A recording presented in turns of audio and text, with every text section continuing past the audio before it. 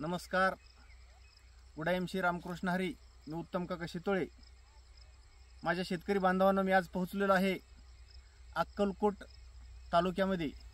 आणि या अक्कलकोट तालुक्यातील एक तसे गव्हर्नमेंट सर्वंट आहेत सर सोलापूरमध्ये, परंतु गव्हर्नमेंटची सर्व्हिस करत करत आज आपली आर्थिक उत्पन्नाचा सोर्स शेती हे पण करतात. आणि सर्वात मोठं उत्पन्नाचं ह्यांचं जर पीक जर कुठलं असेल माझ्या सर्व शेतकरी बळीराजांचं आणि इकडल्या अक्कलकोट सोलापूर तालुक्यात सर्वात जास्त तो म्हणजे कांदा.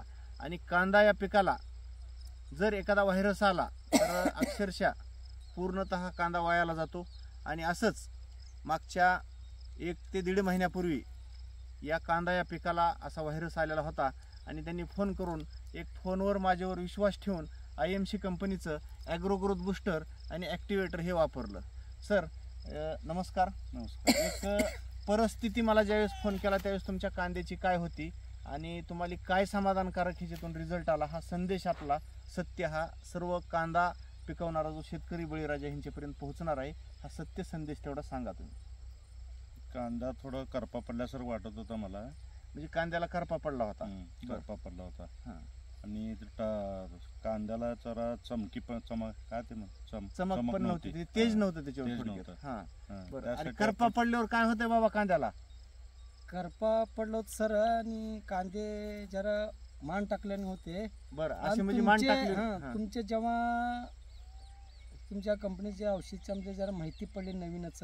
बरोबर. माहिती पडत असताना बाबा हे औषध चांगले म्हणून एक शेतकऱ्यामुळे संपर्क झाल्यामुळे आम्ही सरांकडे गेलो. सर म्हणले या मी 100% हमी देतो, हे औषध एक तुम्ही अर्धा प्लॉट वापरून बघा, नंतर तुम्ही रिझल्ट कळेल म्हणल्यानंतर आम्ही वापरून बघितलं. आम्हाला रिझल्ट आल्यावर आम्ही काय रिझल्ट वाटला म्हणजे एकदम टवटवीपणाला काढून केलं. पात कांद्याची उंची किती झाली आपल्या? मांड्याला पात आली, जवळजवळ मांड्या इतकाली पात झाली आणि गड्ड्याला पण लागली. गड्डा फाकुलाला गड्डा समाधानकारक झालाय का? या ठिकाणी बघा, आज हा कांदा आज तुम्हाला हा एवढा दाट दिसल, पण कांद्याचा गड्डा जर म्हणलं तर अक्षरशः याच्यामध्ये नळा सुद्धा नाही. हे पहा कांदा किती छान सुंदर गोलगरगरीत. आणि साईज जर म्हणलं आणि एकदम हरण्या कलरचा हा कांदा, एकदम चमकदार. बघा, थोडासा व्हिडिओ मध्ये जवळून घ्या.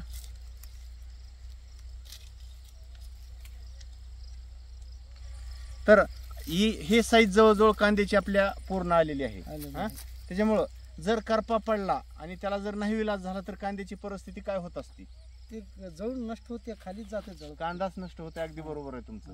काय ती परिस्थिती करपा जर पडला तर एका दिवस कंट्रोल होत नाही. परंतु आपल्या ॲग्रो ग्रोथ बूस्टर आणि ॲक्टिवेटर मध्ये एवढी ताकद आहे, NPK तिन्ही नत्र राहतं. आम्हाला खात्री झाली नाही सर. आम्ही वापरून बघितल्यामुळे आम्हाला स्वतःला अनुभव आल्यामुळे आम्ही 4 शेतकरी. आणि सगळ्यात महत्वाचं कांद्याची मुळी बघा. काय आज पाणी बंद करून बऱ्याच दिवस झाले, शेतीला अक्षरशः अशा बळी पडल्या. 15 ते 20 दिवस झाले पाणी बंद करून, पण कांद्याच्या मुळ्या जर बघितल्या तुम्ही अक्षरशः एकदम अशा टवटवीत आणि अशा पांढऱ्या मुळ्याची जर अशी वाढ झाली तर कांदा हा आपला टिकतो पण जास्त दिवस आणि खराब पण होत नाही. तर बघा ह्याची ही कांद्याची साईज. तर नक्कीच खरंच तुमचा म्हणजे एवढा क्वालिटीचा कांदा सर तयार झाला आहे. आणि हा कांदा आपल्याला मार्केटमध्ये नक्कीच हा भाव देणारा कांदा असतो. एकदम कलर पण खूप छान आहे कांद्याचा. बघा साईज पण, परंतु जो वाळवल्यानंतर अजून चांगला कलर येते, याच्यापेक्षा चांगला कलर येते अजून. अच्छा, बघा हा तुमचा एक्सपिरियन्स आहे, बरोबर आहे का शेतकऱ्यांचा? असं आहे, त्याला ज्या वेळेस कापून आपण 1-2 ऊन दिलं ना, अजून कलर येते त्याला. तर छान आहे. प्रत्येक शेतकऱ्यानं वापरलं तर ह्याला फायदा आहे का? फायदा शेतकऱ्याचा भरपूर फायदा आहे. तर आपल्या गावामध्ये आपल्या जवळच्या सर्व शेतकऱ्यांना सांगा की कांद्याला आम्हाला खरोखर ह्याचा चांगला रिझल्ट आलाय. आपल्या भूमा सरांनी बरेच ह्याचे काही खताचे पण आपल्या बॅग घेतल्या, पुन्हा त्याच्यानंतर आणखी ॲग्रो बूस्टर घेतले. आता गव्हाला पण करायला लागलेले इथं. आणि तुमचा प्रत्येक पिकाला असं आम्ही कमी खर्चामध्ये जास्त उत्पन्न आणून द्यायचं या ठिकाणी जिम्मेदारी घेत आहोत. तर या माध्यमातून या ठिकाणी आज सर्व शेतकरी बळीराजांनी आज याला वापरणं खूप गरजेचं आहे. मित्रांनो, एवढीच माझी आपल्या सर्वांना या ठिकाणी विनंती आहे. सेंद्रिय शेती आणि विषमुक्त कुटुंब हे आमचं ध्येय आणि धोरण आहे आणि भारतभर हे मिशन चालू आहे. तर या मिशनमध्ये सामील व्हा आणि नक्कीच आपली शेती सुधारा, कमी खर्चामध्ये भरघोस उत्पन्न काढा आणि विषमुक्त शेती करून आपल्या स्वतःच्या कुटुंबाला रोगमुक्त करा, एवढीच आमची विनंती आहे. धन्यवाद.